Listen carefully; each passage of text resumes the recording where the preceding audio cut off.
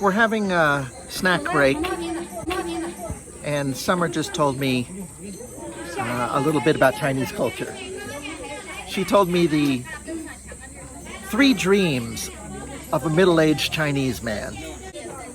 That is, get promoted in your company. 2, win a lot of money. And 3, your wife dies. Good morning. We're at Wudang Mountain in Hubei province. This is an important Taoist or Taoist mountain, and it's also the birthplace of Tai Chi or Tai Chi. We're going to walk up the mountain, and I'm sure it's going to be a wonderful day. Come join us. It's been difficult buying tickets to some of these places and getting through security. All the codes are for Chinese citizens.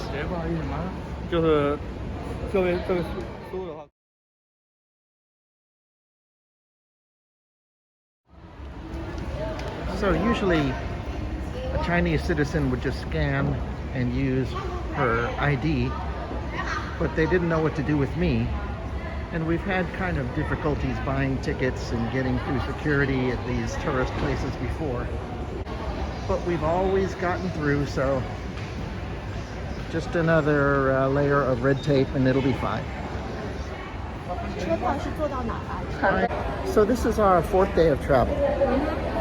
Have you seen any other white guys, any other foreigners on this trip so far? No. All right, we're on the bus. The bus will take us maybe halfway up the mountain, and then we will walk the rest of the way. It is strange being the only foreigner that I've seen in 4 days. Obviously, if we were in Beijing or Shanghai or some tourist area nearby there, we'd see more foreigners. All right, here we are, the first important temple, I guess.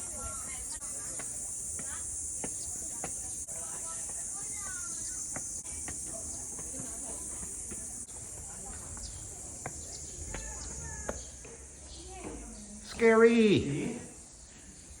Nice. I don't pretend to be anything like an expert on Taoism or Taoist culture, but I do know just generally, like the Cliff Notes version, the yin and the yang is a concept of natural duality. Of course, opposing forces like good and evil, but also complementing opposites like male and female. So it's basically the cosmic duality of the universe.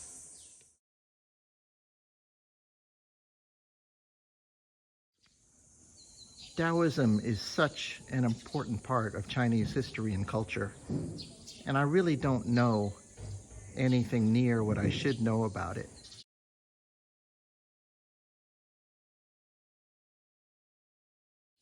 But I do know that this is going to be a beautiful walk.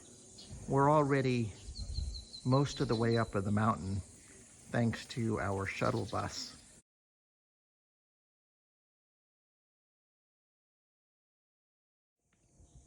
These are Fu Lu Shou. On the right is for luck, wealth, and longevity. Summer, which do you want? Wealth or longevity or luck? Luck.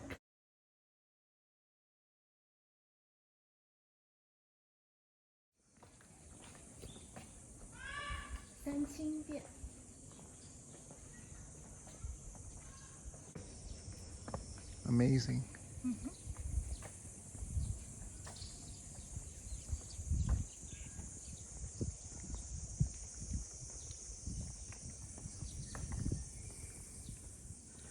Who do we have here in the shade? Meow. Meow.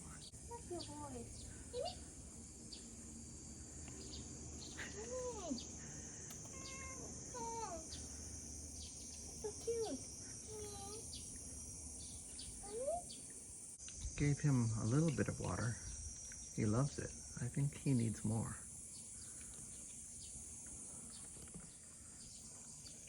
Yeah, he needs a lot more.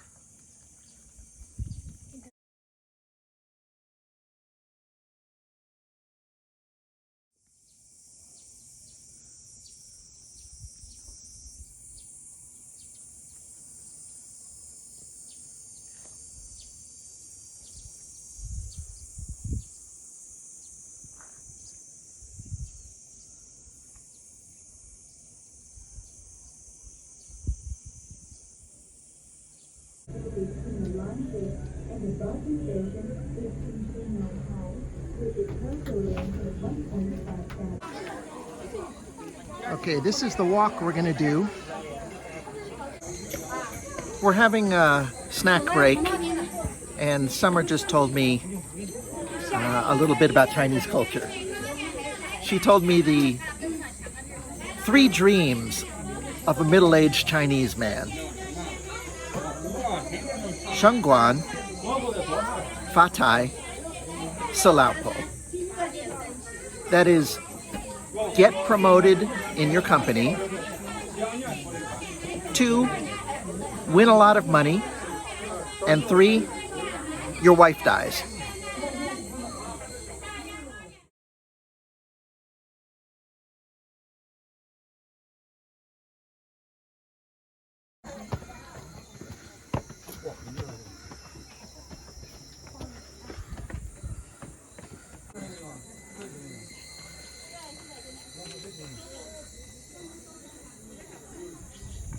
We're almost there. At least, I hope that's the end.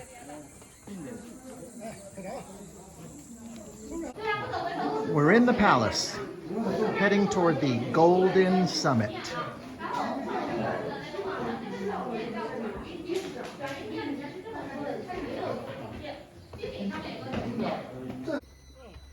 They don't make this easy. There are the 3 wise men of the Tao religion. Either that or 3 middle-aged Chinese men. When I can climb this mountain, I will have achieved monk status.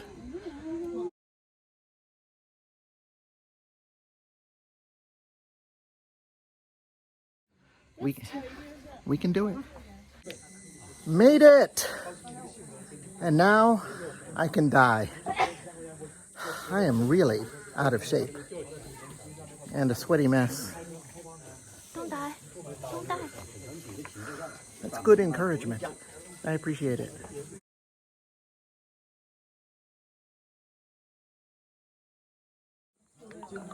Let's take a look around.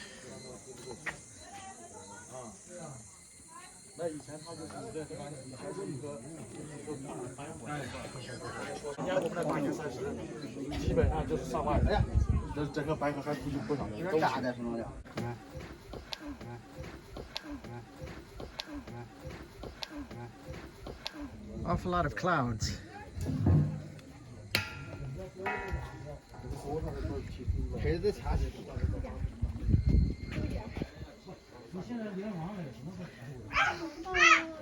Hi.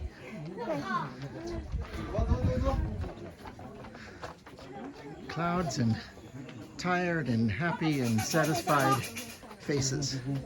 And the pièce de résistance, the Golden Palace atop Wudang Mountain.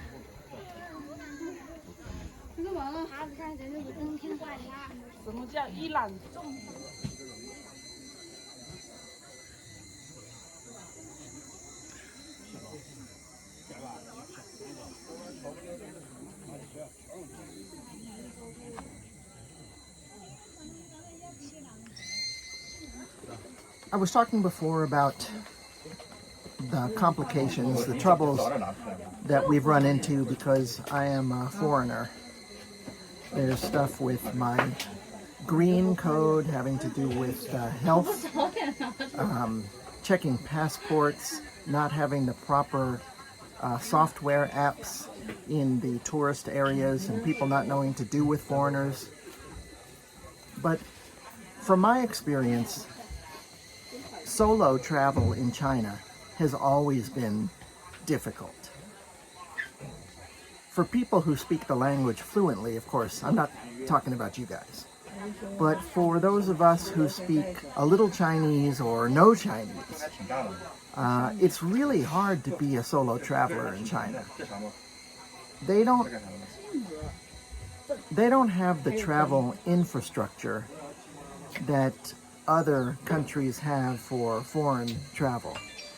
They're very big on domestic travel. And if you were in a tour, everything would be taken care of for you. But I remember times when I was on my own and just